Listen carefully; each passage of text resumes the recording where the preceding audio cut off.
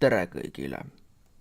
Eesti Eest nädala uudised 115. saade, mis on ka ühtlasi selle aasta viimane nädala saade, läheb nüüd siis eetrisse. Vaatame, mis lõppnädalal kõige olulisem oli.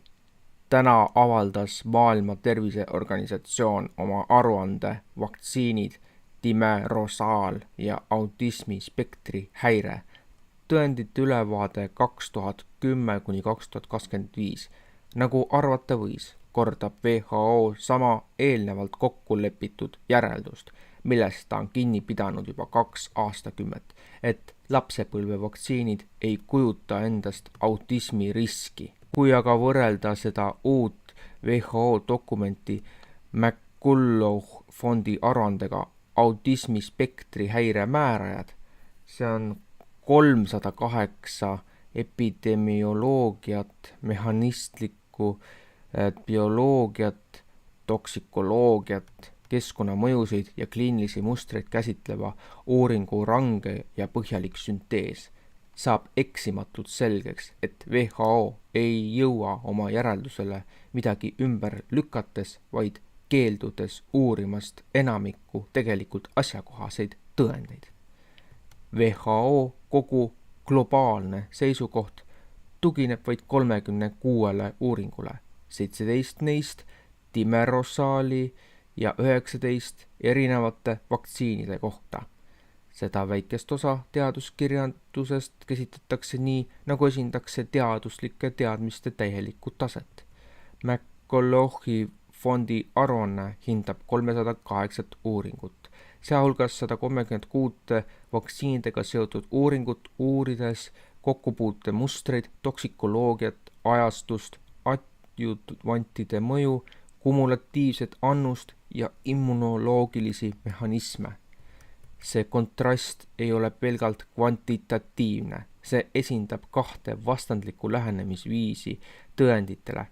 WHO kitsendab tõendeid seni, kuni ohutussignaali ei ole võimalik tuvastada. McCulloughi fond laiendab tõendeid, et hõlmata kõiki põhjusliku seosega seotud valdkondi.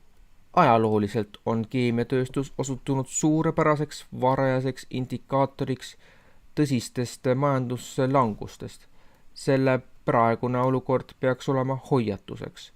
Kliimapoliitika režiim on kokkuvarisemise äärel ja Berliini fiskaalbazooka, mis on koormatud veelgi suurema võlaga, ei muuda midagi. Mõned lugejad mäletavad .com-mulli lõhkemist 2001. aastal. 5 aasta jooksul vedas halastamatu tehnoloogia buum turge ülespoole. Nasdaq tõusis meeletult ühed kõigi aegade kõrgeimalt tasemelt teisele, varjutades nii institutsionaalsete kui ka jaeinvestorite otsustusvõimet. Keegi ei teadnud, millal pidu lõpeb. Aga kui investorid oleksid oma tegevused Saksamaa keemiatööstuse arengutega kooskõlastanud, oleksid nad ehk vältinud paratamatut portfelli katastroofi. 2000. aasta keskpaigaks oli keemiatoodete tootmine Saksamaal juba 6% langenud. See on halb enne reaalmajandusele, sest kemikaalid on varajane näitaja sellest, mis toimub peamistes tööstussektorites. Masinaehitus, autotööstus, ehitus ja tarbekaubad. Selle sügav integreerumine reaalmajanduse väärtusahelatesse muudab keemiatööstuse erakordse ennustustäpsusega kristallkuuliks.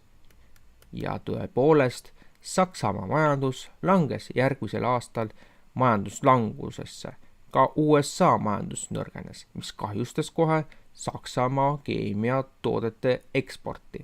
Sel nädalal toimus Briti parlamendis arutelu vastuseks avalikule petitsioonile, milles koguti 100 000 allkirju ja milles nõuti veebiturvalisuse seaduse OSA tühistamist.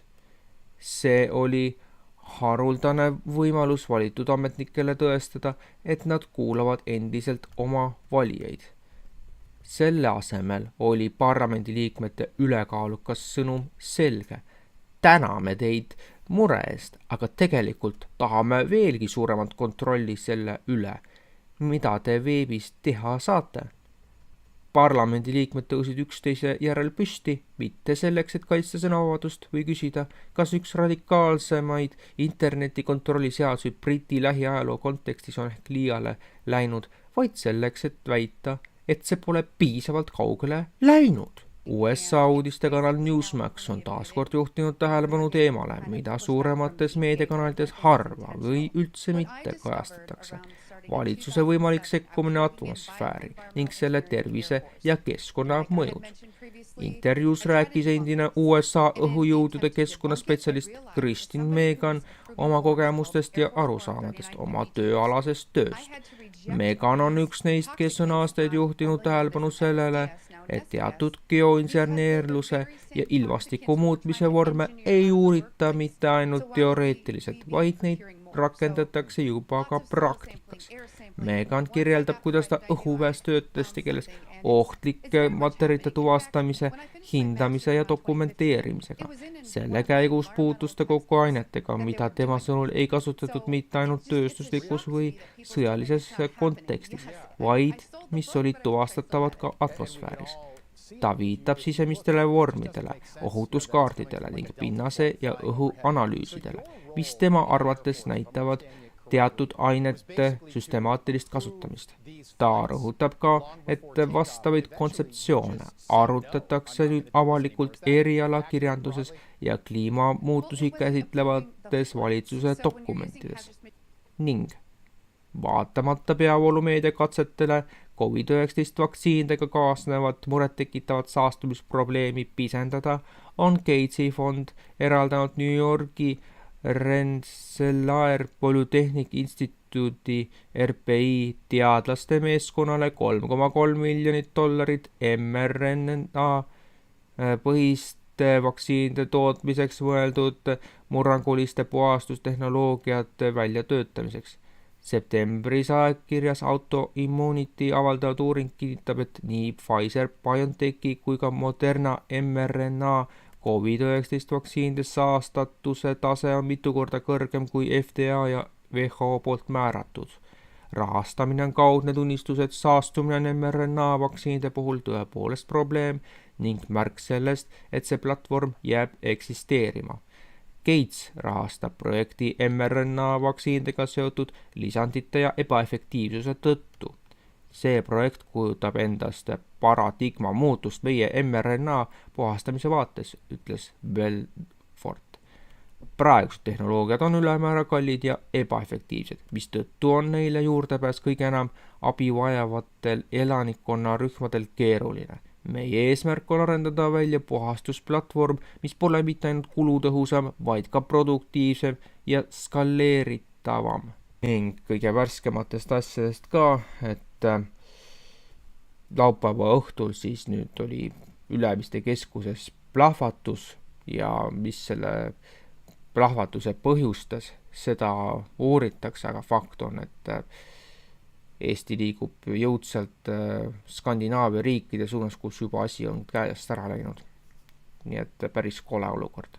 Eesti eest portaal saab olla tsensuurivaba ja täiesti sõltumatu, ainult kui toetate meid pisikese toetusega. Toeta eestieest.com-i Mihkel Johannes Paimla EE 4077 00 77 10 08 49 65 47 märksõna ülekanne.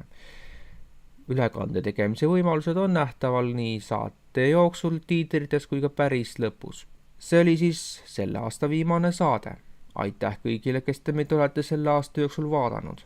Nagu lubatud, siis uue saate me teeme 31. detsembril siis aasta uudistena, aga nädala uudised on meil uuesti eetris 11. jaanuaril, kuna järgnevad 2 nädalat kulgevad veidi teises rütmis.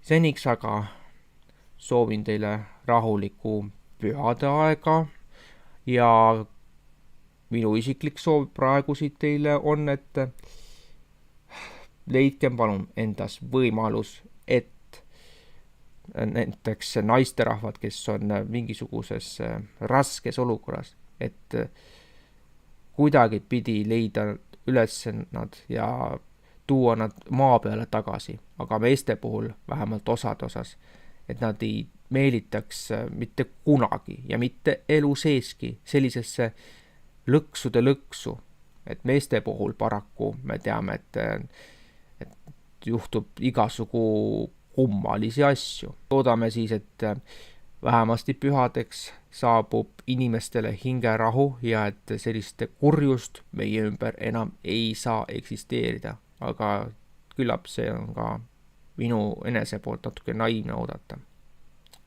Igal juhul aitäh kuulajatele ja aitäh toetajatele. Kohtume veel ühe uudiste saatega siis vana-aasta õhtul ja vana-aasta päeval ka. Aitäh teile, nägemist!